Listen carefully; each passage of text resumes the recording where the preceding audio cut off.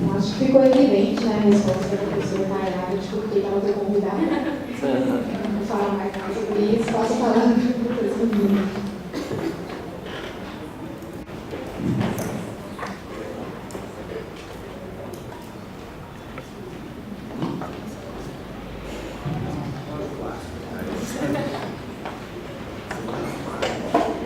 Boa tarde a todos.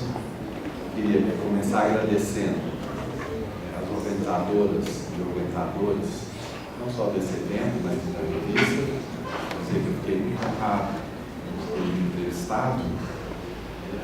Eu gostei muito, também estou muito honrado de estar aqui com vocês nesse momento de lançamento, né, dessa revista. Eu acho que em tempos difíceis, sombrios, angustiados, como somos nossos, realmente o lugar da reflexão, da troca de ideias, da boa contraposição de posições é um lugar precioso que a gente deve, digamos assim, cuidar. Eu vejo esse lançamento da revista Ciências do Estado como algo tremendamente positivo e mesmo alvissareiro, que nós sejamos capazes de pensar juntos nesses momentos difíceis. Quer dizer, também fico muito feliz de estar aqui com meus colegas, obrigado a Lorena, que está aqui na mesa, a Tayara, e como vocês viram, parece muito que não fez maldade com ela, fui eu.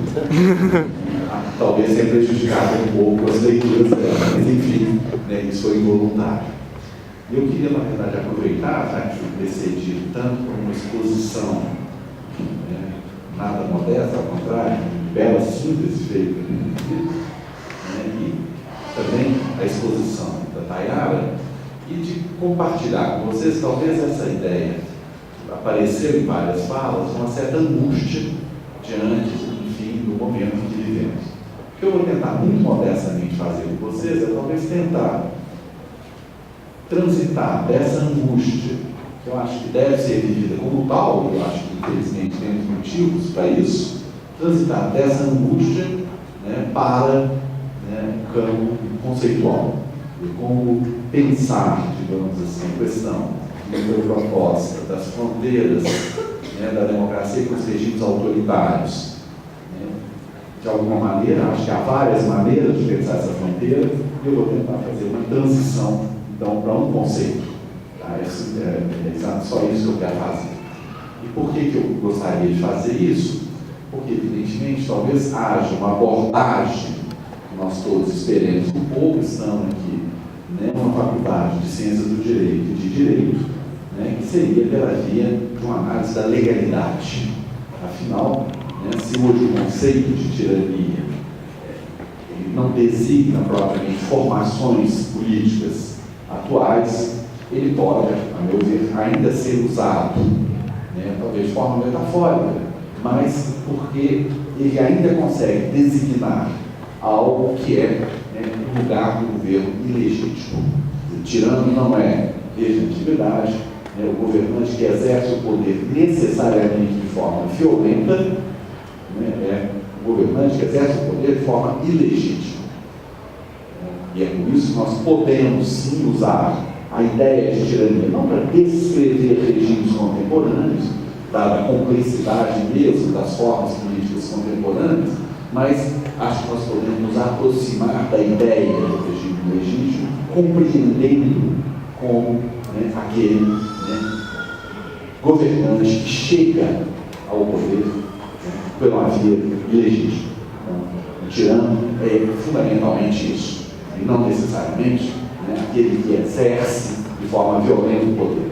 Até porque, desde a antiguidade, nós sabemos que não é contraditório o exercício do poder ilegítimo e um certo grau de aprovação, de uma parte, pelo menos, da população desse governante legítimo.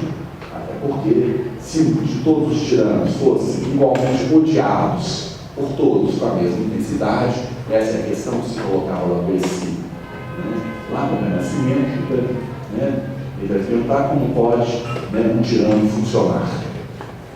Porque é tão fácil, na verdade, depor um só. É preciso que o tirano tenha uma estrutura em torno dele que torne esse poder efetivo.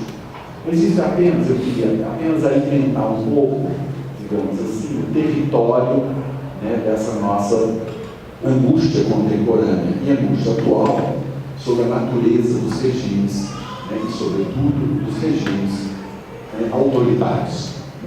Por quê? Porque, para começar, embora nós intuitivamente saibamos designar o que é um regime autoritário, convenhamos, nem a ciência política contemporânea, nem a filosofia política contemporânea, nem mesmo, né, no caso, a filosofia do direito, né, nos fornece algo que nós tínhamos no passado, que é, digamos, essas marcas, né, de uma teoria dos regimes. Nós hoje não temos mais uma teoria dos regimes, né, que tenha, digamos, aquilo que era a marca, né, das teorias do regime, pelo menos até o século XVIII, que era uma organização das formas possíveis no tempo, ou se preferirmos, das formas possíveis na história. Então, nós temos, evidentemente, uma ideia do que é a democracia, né? Nós podemos opor a outros regimes, como fazemos, às ditaduras, ao regime totalitário, né? Resta saber se essa designação, né, de regimes é capaz de conter, digamos assim, a totalidade, né, das organizações possíveis das formas políticas. E essa, né, é a grande novidade em área, foi justamente de perceber que havia algo nos regimes totalitários que quebrava de forma definitiva a estrutura, né, das teorias dos regimes que sobreviveram da antiguidade até o século XVIII e que implicavam em algo muito simples, que era a ideia da finitude do número de regimes. Nós poderíamos, em Platão mesmo, você pode alencar 4, você pode alencar 6, que é o caso de Políbio, que vai recuperar isso, você pode alencar 5, mas há uma condição prévia, é que o número de regimes seja finito.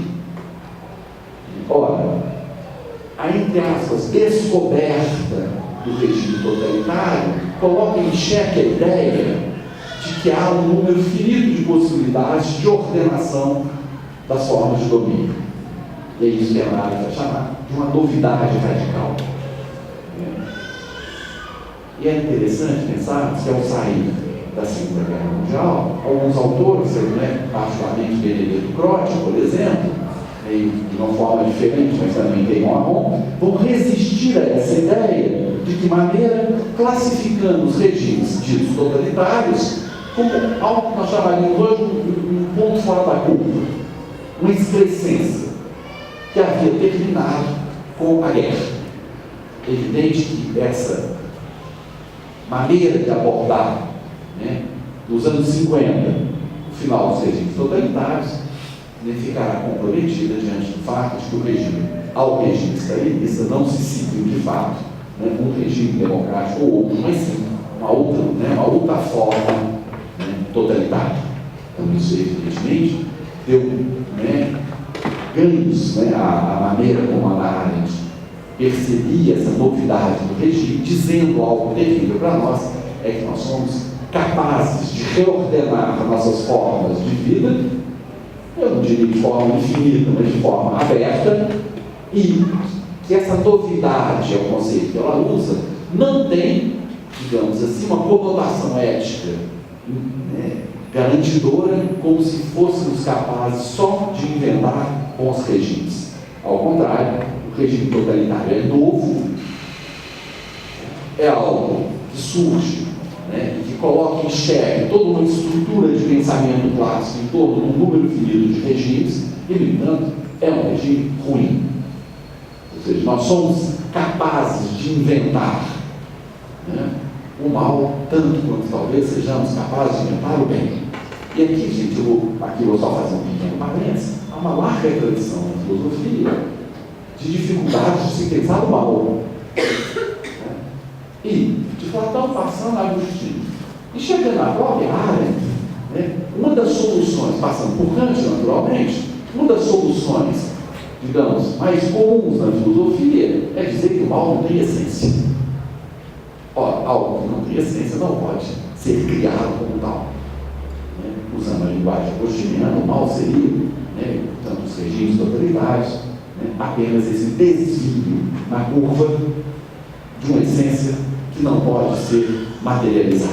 Bom, diante disso, eu queria então agora fazer o segundo percurso que eu me propus aqui com vocês, que é tentar traduzir, pelo menos num aspecto, e apenas num aspecto, né, o fato de que nós estejamos aqui reunidos, não só para comemorar o lançamento, né, dessa revista, né, desse número da revista, mas diante do fato que a ninguém espanta que o número de uma revista de ciências do Estado consagrada a regimes autoritários, né, seja atual, né, e fonte de necessidade, de reflexão, e eu diria de reflexão até existencial.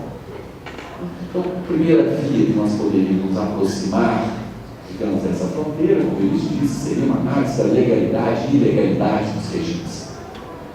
A partir digamos assim, da implementação, né, das fronteiras constitucionais como fronteiras do Estado, Constituição entendida, né, como nós entendemos, a partir do século XVIII como uma carta, né, a saída aparente, talvez, pudesse ser aquela, né, de legar regimes autoritários para regimes não constitucionais, regimes, né, vários, livres como regimes constitucionais. Eu vou entrar, ainda mais nessa casa, nesse território, mas convenhamos, né, se fosse fácil nomear regimes existentes como constitucionais ou não constitucionais, o problema estaria resolvido. Toda a questão é que, né, nós temos o critério, num certo sentido, mas a aplicação prática desse critério se mostra muito mais, né, difícil de fazer do que pode parecer à primeira vista. Né? Pensando na nossa longa tradição autoritária brasileira, eu estou dizendo, né, é preciso lembrar que nenhum regime autoritário brasileiro nunca se passou de uma Constituição. Se ela é legítima ou não, essa é uma boa discussão. Mas a ideia de ter um texto constitucional de apoio sempre ocorreu, né, aos nossos vários, né, governantes autoritários. Isso não é exclusividade nossa, basta lembrar que a República de Weimar faliu sem que a Constituição tivesse sido posta abaixo do ponto de vista formal. O regime nazista nunca, na verdade, abdicou de ter a letra da Constituição.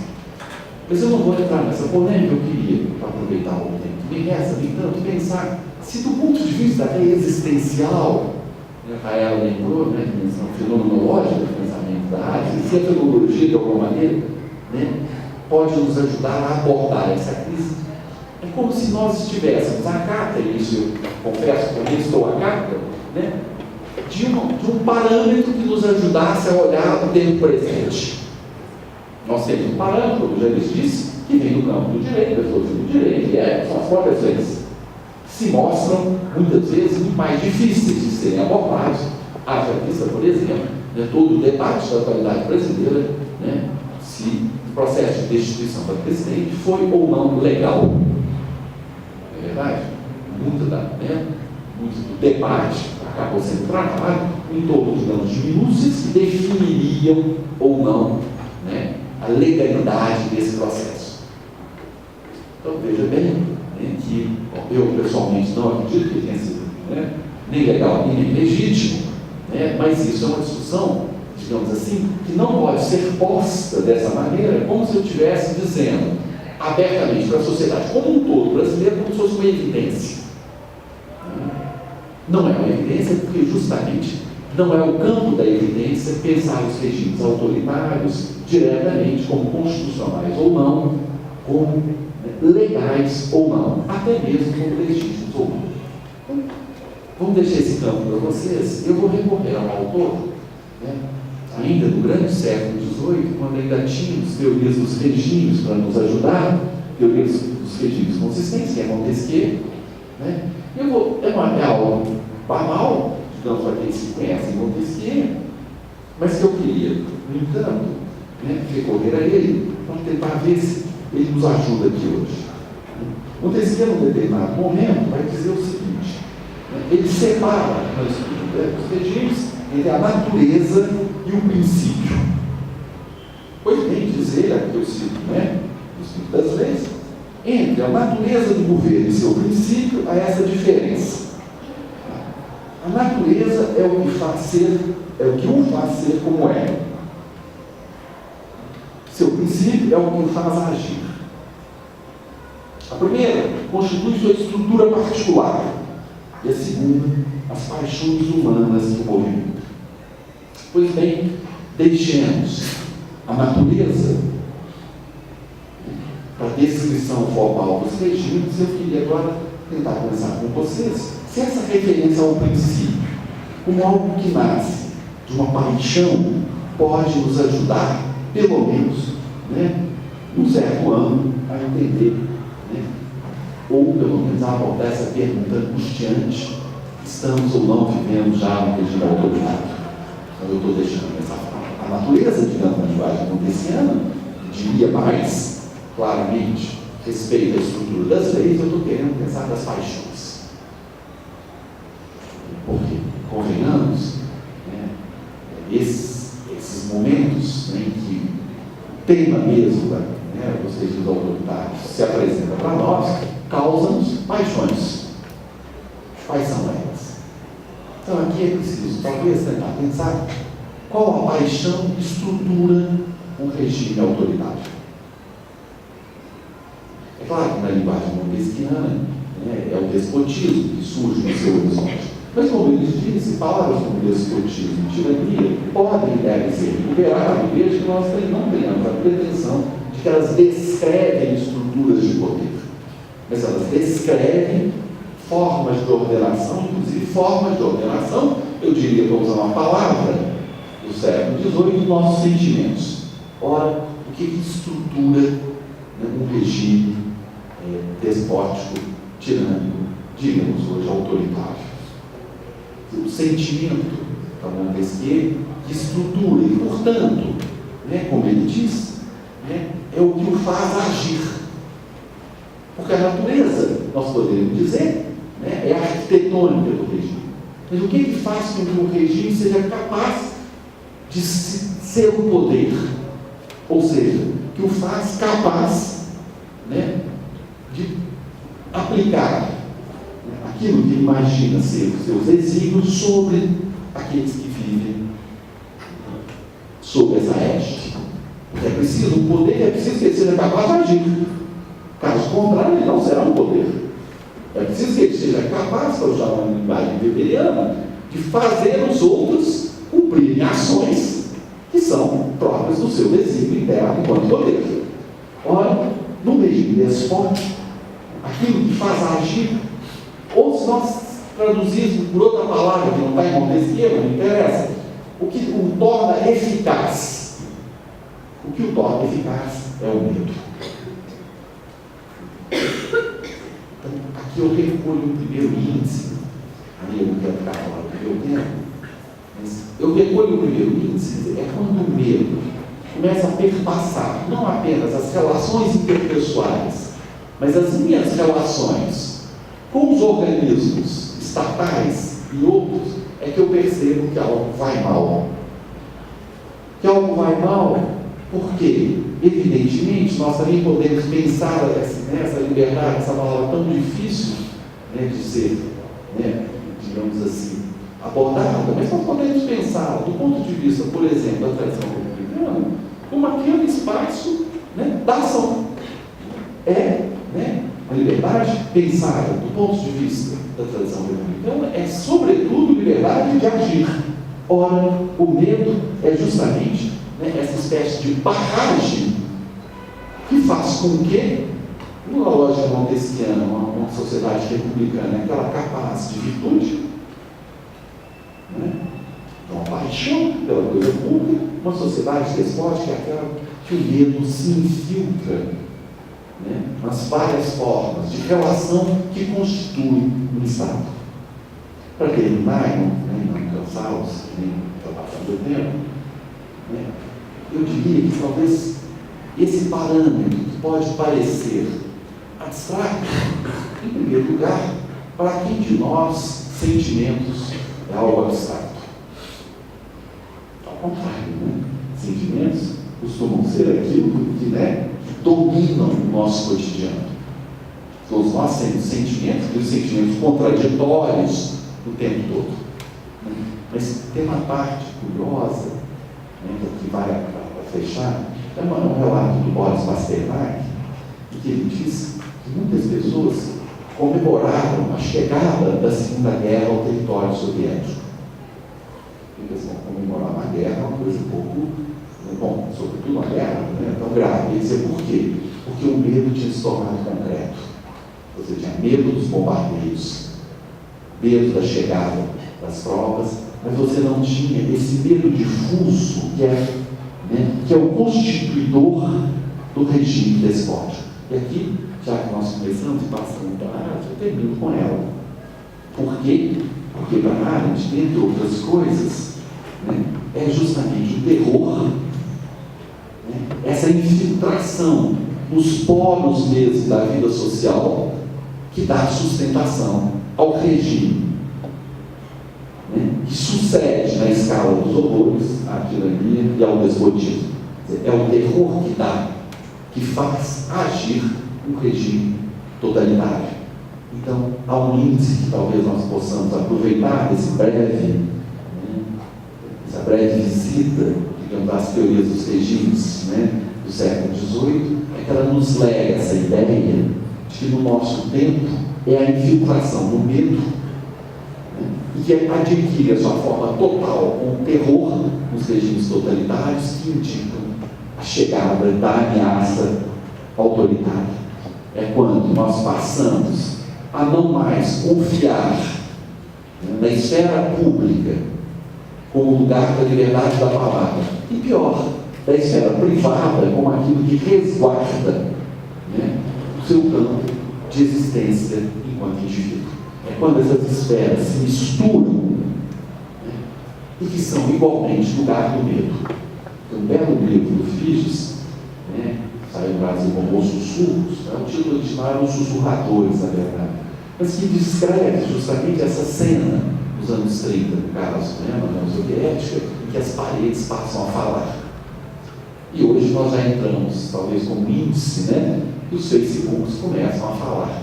Declarações feitas aqui ou ali, eu sei que o Facebook é do domínio público, mas mesmo declarações feitas, digamos assim, na esfera do privado, são tornadas declarações públicas e pior, judicializadas, como se a vida privada pudesse ser judicializada. Ora, não nos equivoquemos. Quando a vida privada passa a ser objeto de uma inquisição pela justiça, é porque, primeiro, nós já explodimos a esfera pública, mas também já explodimos a esfera privada. E é por isso que o medo pode aí ser o cimento das relações nos regimes totalitários e a porta de entrada dos regimes autoritários, sobre os quais eu acho que nós devemos pensar e com urgência nesses tempos sombrios que estamos vivendo. Muito obrigado pela atenção.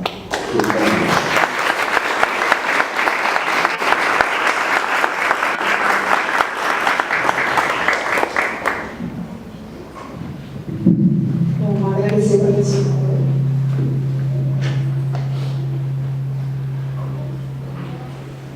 Agradecer ao professor Milton pela fala e acho que eu vou primeiro abrir as perguntas e os professores quiserem comentar uns aos outros, fiquem à vontade.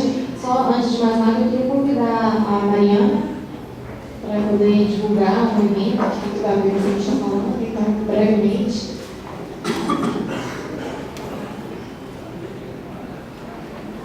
Obrigada.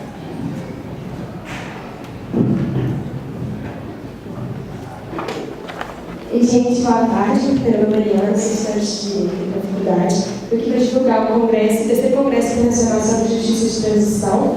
Nós teremos participações do mundo inteiro, de vários países da América Latina, e Europa, Ásia. E nós vamos discutir justamente o que vem depois dos regimes autoritários. A gente traz perspectivas de pós-conflito e também pós-regimes autoritários. Serão 3 dias, começa na quarta-feira, vai até sexta-feira, e teremos painéis de manhã, de tarde e à noite. Serão concedidas 24 horas de CG. As inscrições são gratuitas pelo site do CJT UFMG, tem cartaz pela faculdade inteira, para quem tiver interesse, espero vocês lá. Obrigada.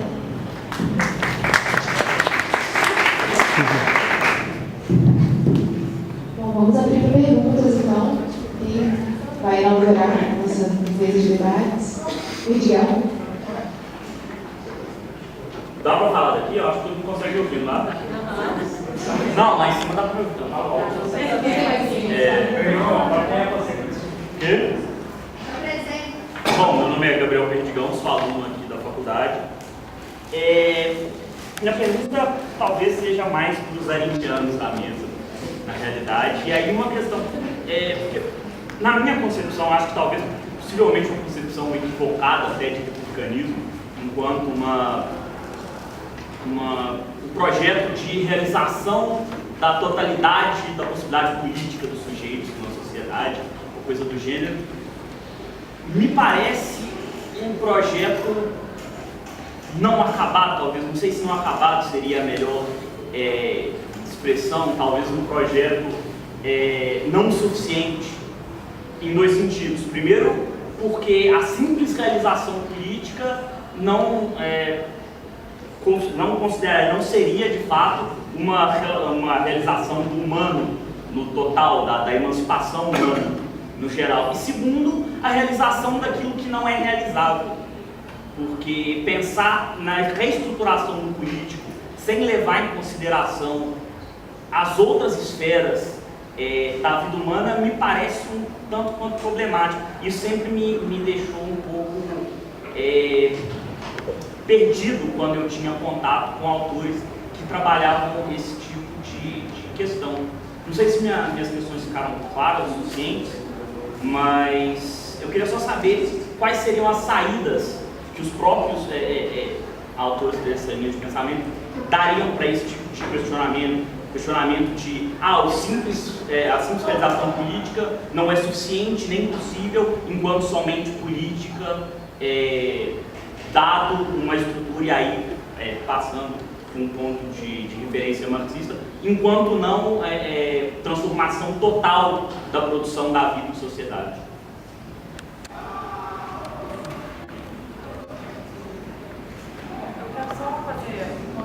Uma observação, mas o professor falar, eu acho que ele tem mais porque eu tenho um texto na AIND muito esquecido, que se chama Direitos Públicos e Interesses Privados, que não tem introdução também do português, talvez eu queria que seja um pouco conhecido de nós, em que ela aborda essas questões, que eu acho até, assim, acho até que não é de uma maneira tão densa quanto poderia ser, mas ela coloca algo como como ser preciso, ser necessário, primeiro dar direitos aos pobres, para que depois exija a participação na vida pública. E eu acho muito significativo, eu não me lembro exatamente da frase, ela está até no texto da minha dissertação, onde eu faço uma avaliação a respeito dessa questão, de como vamos estar preparados para se é que há um preparo para a esfera pública, né? E que na verdade não há, né, esse preparo para a esfera pública, mas que me faz entender que a AREND não despreza essa preocupação total, né? Essa preocupação com todas essas questões que também perpassam uma esfera que é social, uma esfera que deveria ser atendida também. Então, quando há essa exaltação do espaço público, da ação concertada, do espaço político, eu não vejo isso como uma diminuição das outras esferas, por exemplo, desigualdade social, em que aliás, foi uma das coisas que eu tentei abordar aqui hoje como um mecanismo de correção de continuidades autoritárias. Né? Essa questão e quando ela aborda, me corrijam se eu estiver errada, quando ela aborda essa promiscuidade de espaço público e privado, o esquecimento político, o desaparecimento da esfera pública, ela exatamente